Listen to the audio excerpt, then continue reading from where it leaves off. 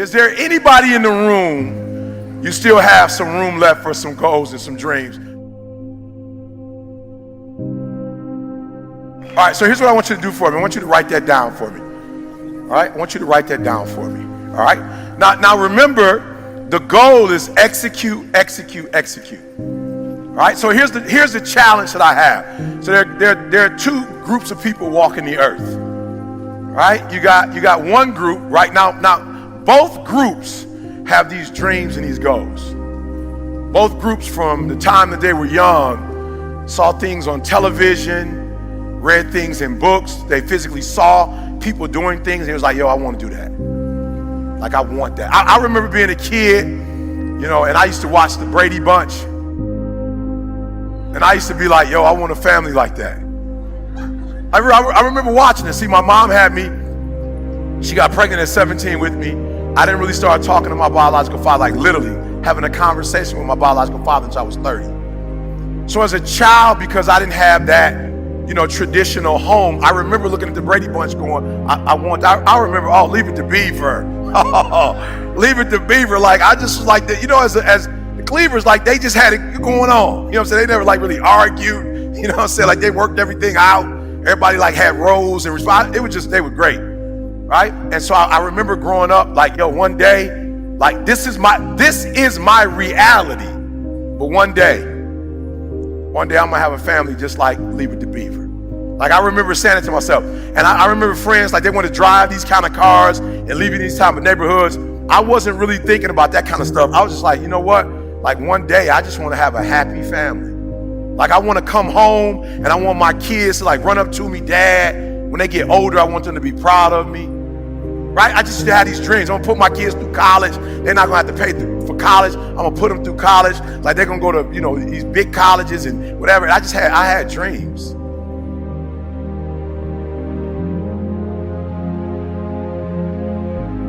Right? I had dreams. And so what I want you to do for me is, I want you to, and I know a lot of you are adults and you're adulting, and sometimes you don't have time for dreams and goals and stuff. Right? But I want you to do me a favor. Like, don't let life do you like that. Like, don't let life put you in a circumstance or a situation where you stop dreaming. Like, don't let life put you in a situation where you are helping somebody else make their dreams become a reality that you forgot you have your own. Like, don't do that. Don't get so caught up giving some job 30, 40, 50, 60 hours of your day that you don't have any time left for yourself. And so what we're going to do right now, we're going to get back to the basics, right? We're going to get back to, and, you know, I wake up every day and people say, yo, E, what's the thing? I know you say execution, but like, what's that thing? And it's like, to be fruitful, to multiply, to have dominion. Like, no. When I wake up every day, like, I claim that the first commandment was I was commissioned to be fruitful, to multiply, and to have dominion. Like, that's what I was commissioned to do. Like, that's the command. And so I want you to write down those dreams and goals that you still have that you have not accomplished. I want you to write them down.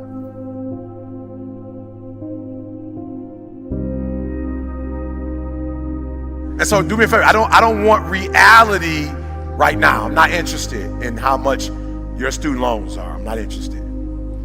Because your student loans are sucking your dream. I'm not interested right now. And I got a divorce, and right now I just can't. I'm not interested. I'm not interested. Eric, I lost a child and you don't know what it's like to. I'm not interested in your reality right now. I want you to get back to your dreams. I want you to get back to your goals, because no matter what has happened in life, you've got another 30 years, another 40 years, another 50 years. Like, you can't get stuck on, like, you can't let that thing that devastated you in 1989, the thing that devastated you in 1996, 2001, like, you can't wake up every day to 2001. 2001 was a tragedy, yes it was, but you can't stay there. You can't keep waking up to that. Now you gotta wake up to your dreams and go. Look, I always tell people, we all go through pain. Get a reward for yours.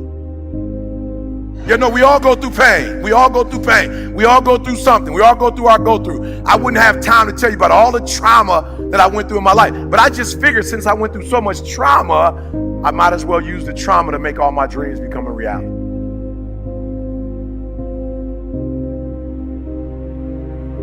So you got my homie that called me the other day, like this is blowing my mind. I'm like, God, I'm the #1 motivational speaker in the world. Like, I don't know why you calling me and you're not getting personal development from me.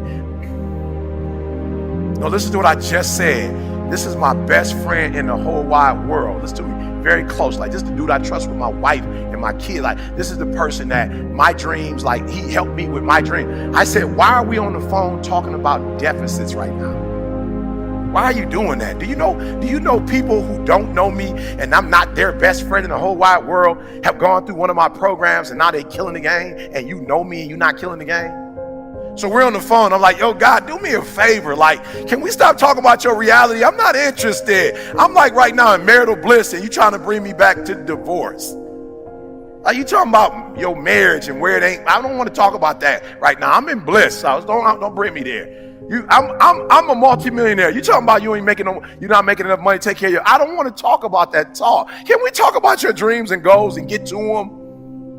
So we're having a conversation, right? And so I said, look, just stop, right? Just tell me, what are your dreams and goals? He's like, to be a multimillionaire, to do this with my wife, take care of my kid.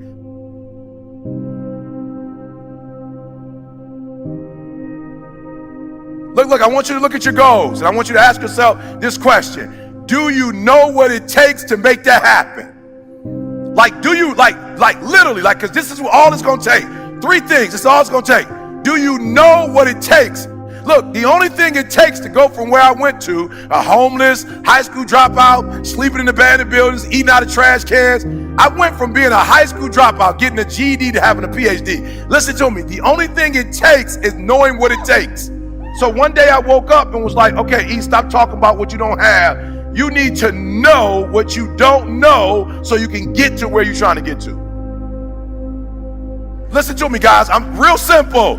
The first thing I'm going to ask you, do you know what it takes? That's it. Now, if you know what it takes, that's great. You mark it off.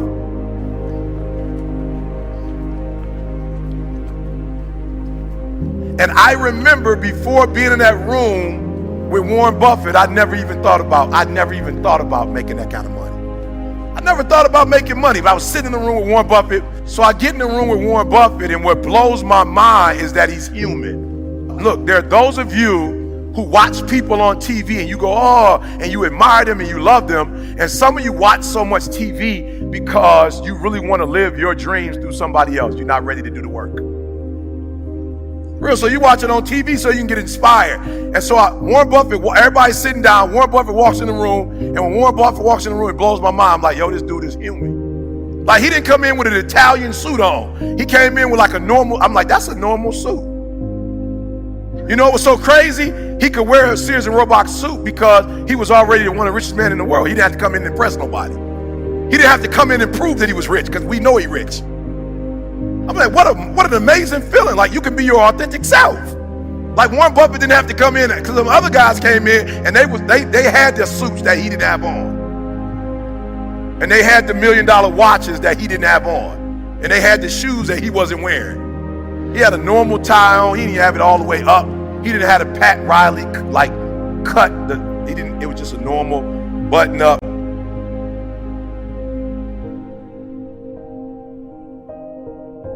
And he came in the room and he's not GQ. So he wasn't trying to act like he came in to give financial advice. And I sat there listening to this man talk and I was like, whoa, my mom worked for Ford. She later got married. The person that became my father worked at GM. My whole life, I never heard that conversation before. I had only heard the working class language. It was a different language. And I walked out of that room and was like, yo, I know what it takes.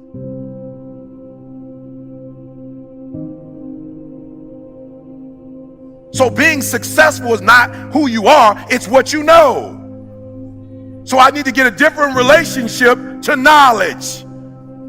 So you're in this room and we've been here for a few days. We did not come here to be entertained. You did not come here to get pumped up. And I'm telling you, I'm hyped right now. So I'm hyped, but I did not come here just so you can get pumped up or get hyped. You have been given information. You are this close to making every dream you wrote down happen. Why? Because you have been taught by the best of the best. You have been taught by the best of the best. You've been taught by people who've been doing this for years. You've been taught by people who love you and care for you. People who are giving you information that you're not going to get randomly on your own. You are getting 10, 20, 30 years of experience in an hour.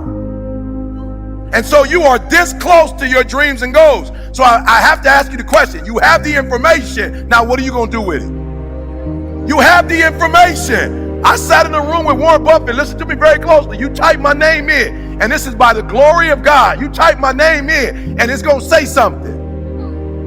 You put my name in Google, something's going to come up.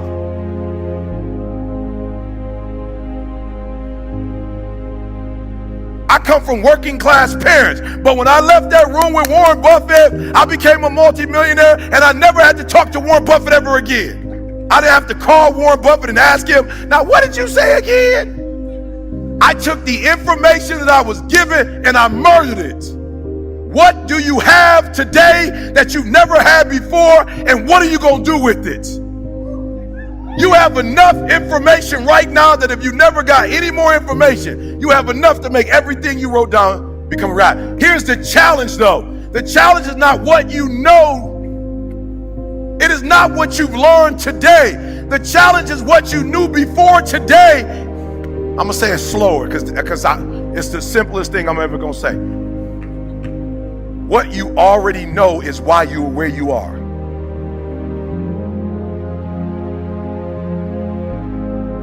And if you're going to get to the next level, you're going to have to erase everything you knew about what you knew, what you thought you knew. I'm going to say it again because I see some people like, whoa, Eric, I'm trying to catch that one.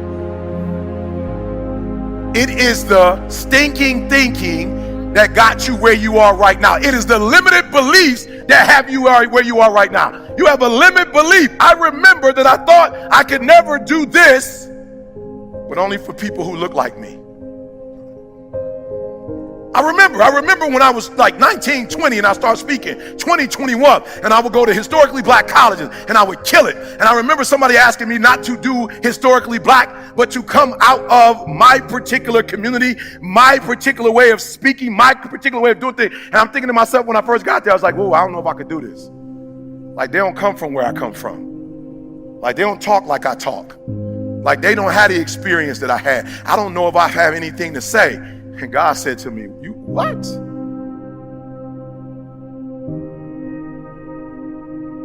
I'll never forget talking to Les Brown and Bob Proctor. Les Brown was like, yo, you the #1 motivational speaker in the world. I wasn't even a number at that time. He said, you're the #1 motivational speaker in the world. And I remember, I'm not going to say it out loud, but I remember how the conversation started. I actually named somebody that I thought was #1. And he said, how dare you say their name out loud and say they're #1. You're the #1 motivational speaker in the world. And you better not ever say they're #1. You're #1.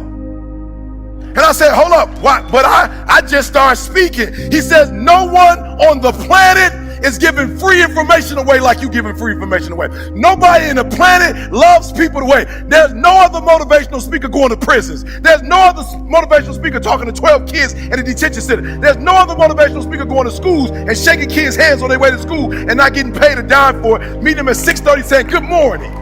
He said you are the #1 motivational speaker in the world because nobody cares about humans like you care. He said you ain't even charging. Boy, you know how much money you should be charging? Bob Proctor said, how much you charge? I was like, about 5, 10 grand. He was like, what? Bob Proctor said, what? I was like, 5, 10 grand. It was right here in Phoenix when you spoke together. He said, don't you ever do that again. No less than 20,000. I went back and told my secretary, I was like, look, man, I talked to Bob Proctor. He said, no less than. I had to fire her from that position and give her another position because she couldn't say 20,000 when people called. I'm being real. She couldn't say it. When she said it, she didn't say it like she believed it. And so people would be like, nope, bring it all the way down. And then CJ was like, let me say it because I've been with him. I see him at the schools. I see him at the prisons. I see him at Michigan State doing program for kids every week when they don't even want him doing it. Let me tell him, 20,000. And if you don't, CJ would say 20,000. If you call me tomorrow, it's going to be 25.